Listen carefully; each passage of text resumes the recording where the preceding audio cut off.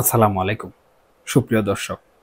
এই মুহূর্তে দেশের রাজনীতিতে মহামান্য রাষ্ট্রপতিকে ঘিরে যে গুঞ্জন বা কানাঘুষা চলছে তা অত্যন্ত উদ্বেগের জন্ম দিয়েছে। হঠাৎ করেই কেন ডক্টর ইউনূসের একজন আইনজীবী রাষ্ট্রপতির দপ্তরে গিয়েছিলেন, এই প্রশ্নটা এখন সবার মনে। এমনকি ভারতের কিছু সংবাদ মাধ্যমেও এ নিয়ে শিরোনাম হয়েছে। ডক্টর ইউনূস কি রাষ্ট্রপতি হতে সক্রিয় হচ্ছেন, আর শাহাবুদ্দিন সাহেব কি দেশ ছাড়বেন?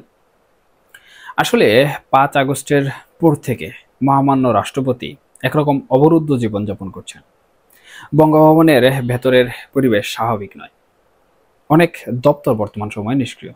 গত 15 মাস ধরে তিনি রাষ্ট্রাচার বাদে বাইরে কোথাও যাননি। কিন্তু হঠাৎ করে তার পাবনায় দেশের বাড়িতে যাওয়ার সূচিতে পরিবর্তন আসে, যা গুঞ্জনকে আরও উস্কে দিয়েছে। মূল গুজবটা হলো ডক্টর ইউনূস নাকি রাষ্ট্রপতিকে সরিয়ে দিয়ে সেই পদ দখল করার চূড়ান্ত পরিকল্পনা করেছেন। বলা হচ্ছে গত 1 বছর ধরে রাষ্ট্রপতিকে চাপ দিয়ে কেবল অধ্যাদেশগুলোতে সই কেড়ে নেওয়া হয়েছে। তাকে রাখা হয়েছে অনেকটা ভিআইপি কয়েদির মতো। এখন সেই চাপের চূড়ান্ত পরিণতি হিসাবে নাকি তাকে সেফ এক্সিট দেওয়ার প্রস্তাব নিয়ে গিয়েছিলেন ডক্টর মোহাম্মদ ইউনূসের আইনজীবী। অর্থাৎ বিদেশে চিকিৎসার কথা বলে তাকে একবারেই দেশ থেকে সরিয়ে দেওয়া হবে। এই গুঞ্জনের পেছনে একটা বড় কারণ আছে। বর্তমান সময় কিন্তু সংসদ নেই।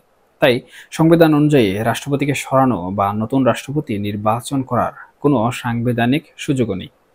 কিন্তু ইউনূসের পরামর্শকরা মনে করছেন দেশে এখন সবকিছু সম্ভব। তাই অসাংবিধানিক পথেও রাষ্ট্রপতির চেয়ার দখল করা যেতে পারে। তবে আমি মনে করি এই গুজবগুলো বাস্তবের চেয়ে গল্পেই বর্তমান সময়ে বেশি শক্তিশালী। সবচেয়ে বড় প্রশ্ন হলো, ডক্টর ইউনূস যদি অসাংবিধানিক উপায়ে রাষ্ট্রপতি হতে চান তবে তিনি সেনাবাহিনীর সমর্থন পাবেন কিনা। আমার বিশ্লেষণ বলে এই মুহূর্তে সেনাবাহিনী সেই ধরনের কোনো পরিকল্পনার সমর্থন দেবে না। এছাড়া ডক্টর ইউনূসের অন্তর্বর্তীকালীন সরকারের জনপ্রিয়তা এখন একদম তলানিতে। এমন সময়ে এই ধরনের পদক্ষেপ নিলে জনরোষ আরও বেশি বাড়বে।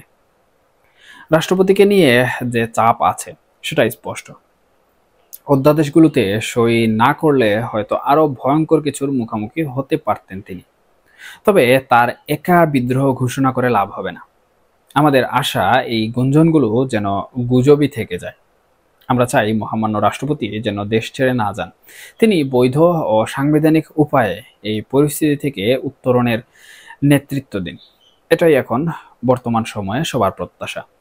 তবে যেভাবে গুঞ্জনগুলো সামাজিক যোগাযোগ মাধ্যমগুলোতে ব্যাপকভাবে বিস্তৃতি লাভ করেছে, তাতে আমি মনে করছি বর্তমান সময়ে রাষ্ট্রপতি হয়তোবা সেনাপ্রধানের সাথে কোনো একটি গুরুত্বপূর্ণ সিদ্ধান্ত নিয়ে নিতে পারে।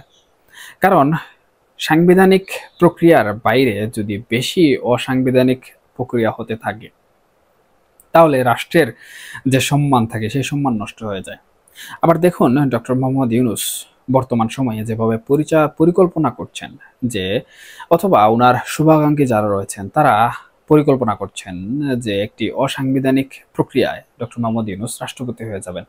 এটি করলে বর্তমান সময়ে ডক্টর মোহাম্মদ ইউনূসের দেশ পরিচালনা নিয়ে যে সকল ব্যর্থতা সমূহ আন্তর্জাতিক মহলে প্রচারিত হচ্ছে, তখন ওনার অবৈধভাবে ক্ষমতা দখল করার বা রাষ্ট্রপতি হবার যে বিষয় সেটি কিন্তু উনার মান সম্মান যেটি রয়েছে সেটিও কিন্তু অপ্রত্যাশিতভাবে একদম মাটিতে লুণ্ঠিত করে দিবে। এবং এটি হবে ডক্টর মোহাম্মদ ইউনূসের সবথেকে বড় ভুল। কারণ আন্তর্জাতিক মহলে যখনই এই বিষয়টি প্রচারিত হবে তখনই কিন্তু আন্তর্জাতিক মহল এটি কোনোভাবেই মেনে নিতে পারবে না। তবে আন্তর্জাতিক মহল মেনে নেয়ার পূর্বে যেটি হবে সেটি হচ্ছে ডক্টর মোহাম্মদ ইউনূসের বিরোধী যারা রয়েছেন, বিশেষ করে আওয়ামী লীগ কিন্তু এই বিষয়টিকে এতভাবে প্রচার করবে, এমনভাবে প্রচার করবে যার কারণে কিন্তু আন্তর্জাতিক মহল এই বিষয়টি নিয়ে কথা বলতে বাধ্য হবে। তখন অন্তর্বর্তীকালীন সরকারের প্রধান উপদেষ্টা ডক্টর মোহাম্মদ ইউনূসকে অবৈধভাবে ক্ষমতা দখলকারী হিসাবে পুনরায় তারা আখ্যায়িত করবে। এবং এটি অন্তর্বর্তীকালীন সরকারের জন্য যেমন ক্ষতিকর, ঠিক একইভাবে এই যে সম্পূর্ণ রাষ্ট্রযন্ত্র এটির জন্য ক্ষতিকর। সুতরাং আমি মনে করি এই গুঞ্জনটি বর্তমান সময়ে গুঞ্জন হিসেবেই থাকবে অথবা গুজব হিসেবেই থাকবে। এর বাস্তবতা কমপক্ষে ডক্টর মোহাম্মদ ইউনূস কোনোভাবেই করার চেষ্টা করবেন না।